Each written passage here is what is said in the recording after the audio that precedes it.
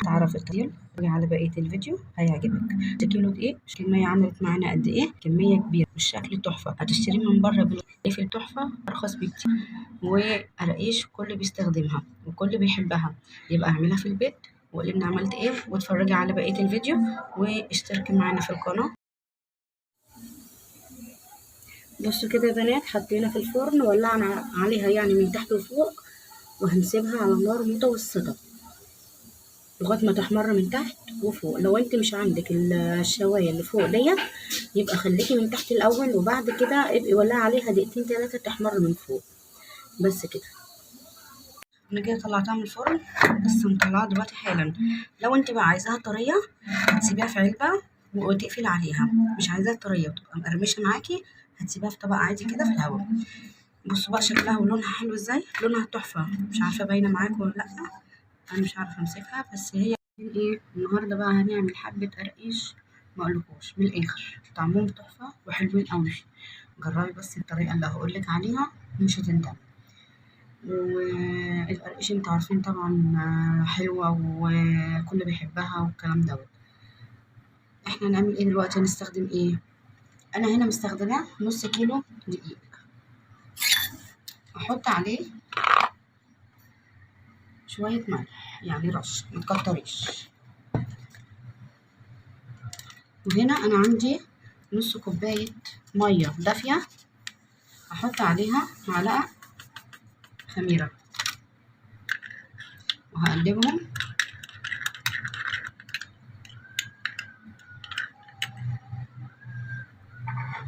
واحط عليهم سكر، هنقلبهم وهنسيبهم على جنب لغاية ما ايه نخلص المواد الجافة.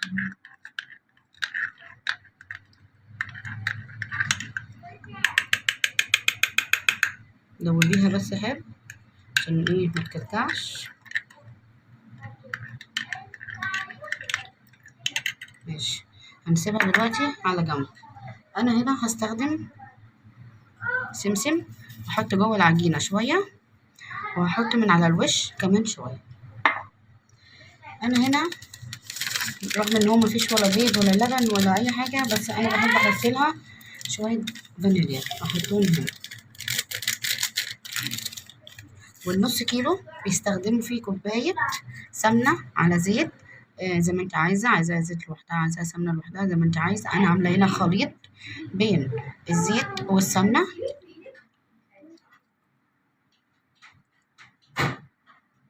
ونقلب البنات، هنقلبها نقلبها حلوة قوي عشان تختلط كده مع السمنة والزيت اللي احنا حاطينهم. حطي المادة اللي انت عايزاها، بس النص كيلو بياخد كوباية. شوفي بقى الكوباية اللي انت عايزاها حطيها.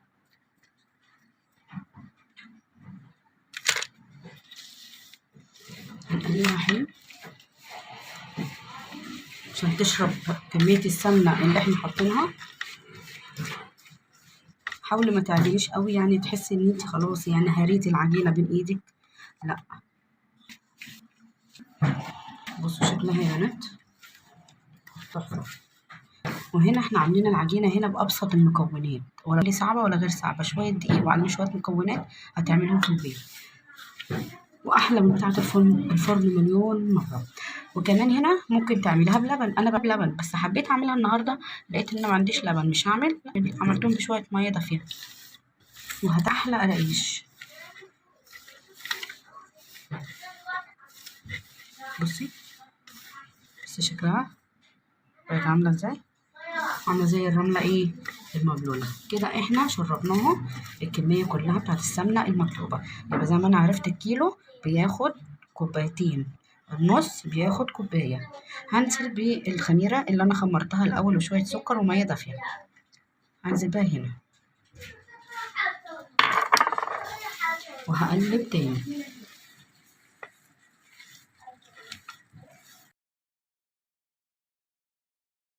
ايه المية اللي احنا عايزينها، هنحط مية دافية. انا هنا مستخدمة مية دافية، اكيد انا مش هستخدم المية دي كلها، انا هاخد حبة حبة على حسب الدقيق. فانا هاخد حبة واعجن واشوف عايزة تاني احط، مش عايزة خلاص هنكتفي.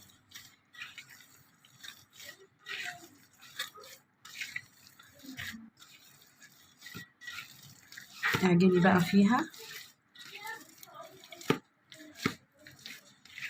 ريحتها عامله زي بتاعت احلى من بره كمان. بصوا السمسم جواها عامل ازاي، شايفه؟ انا هنا كده هكتفي بالميه اللي حطيتها، يعني انا كده حاساها كويسه. ما تعملهاش ناشفه وما تعملهاش طريه قوي، عايزينها وسط، عايزينها كده احس ان هي ايه، يعني فيها تقطيع كده شويه، مش عايزين عجينه ناعمه ملسه قوي، هي مش قرص، هي قراقيش. حاولي لمي بقى العجين، ظبطيها، خليها سايحه في ايديكي.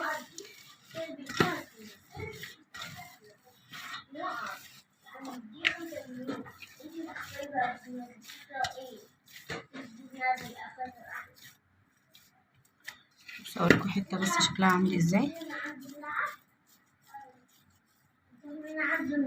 بصوا شكلها ما بتلزقش، هي كده خلاص كفايه عليها كده.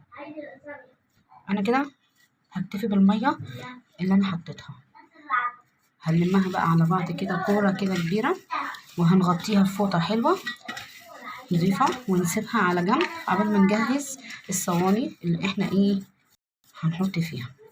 هنسيبها كده ايه تخمر خميره، هنسيبها ايه تخمر، تاخد نص ساعه ولا حاجه كده كده حلوه، نص ساعه. هنغطيها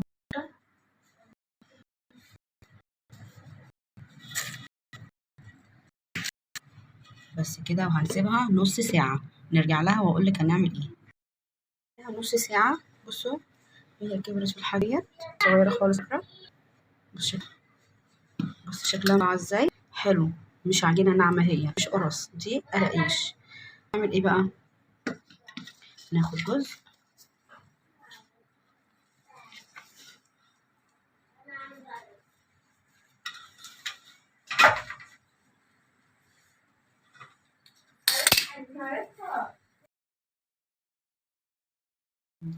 هنفردها كده. من الاول نعملها رول. بصوا العجينه دايبه تحفه، اعمليها بقى رول على قد ما تقدري.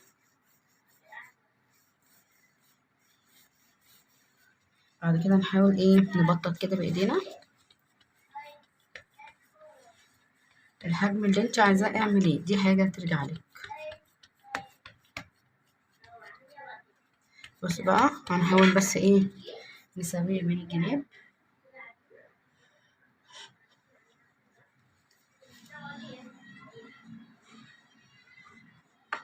هنشيل كل الزيادات ديت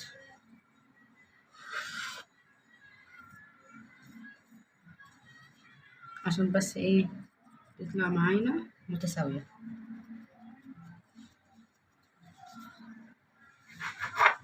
نشيل برضو ديت، نشيل ده الباقي معاكي ده، هنعجنه تاني. بس هي كده ايه متساويه.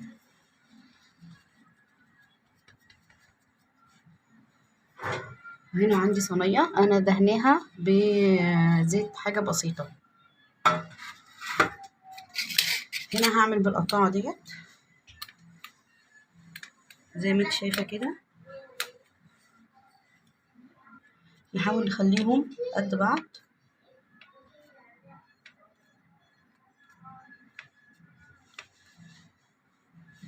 اللي انت عايزاها اعمليها. بصي شكلها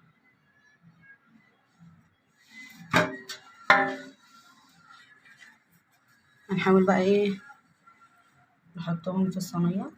شيليهم بالراحه، سيبي مسافه صغيره مش كبيره. على فكره احنا لسه اصلا هنسيبهم يخمروا كمان، هنحسبهم يعني قولي ساعه ساعتين براحتك. غطيهم وسيبيهم.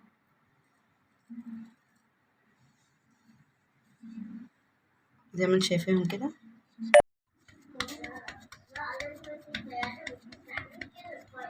ما تخليهاش تخينه قوي لان هي لسه هتنفش، فيها خميره يا جماعه وفيها حاجات، يعني هي لسه هتكبر في الحجم تاني، فما تخليهاش ايه كبيره.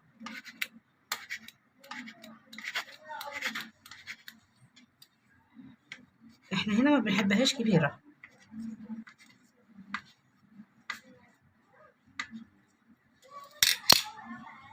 كده قطعناها الرصاص بقى في الصينية التانية. بقى الباقي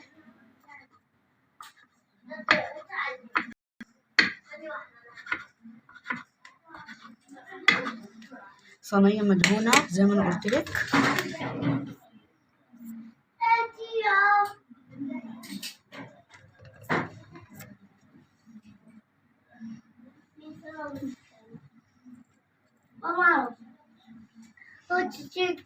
بصوا كده يا بنات، احنا كده ايه خلصنا، عملنا صينيتين. بصي صينية اهيت رصيناها سيبناها كده زي التانية اهيت. كده احنا عملناهم. ده كده نص كيلو بس، يعني ده كده نص كيلو. عايزة تقولي لي هتجيبيهم كده من بره؟ لا، يعني حاجة في بيتك كده انضف واحلى. بصي كده خلصنا. المفروض بقى ان احنا ايه هنسيبها، فهي ايه هنغطيهم بفوطة.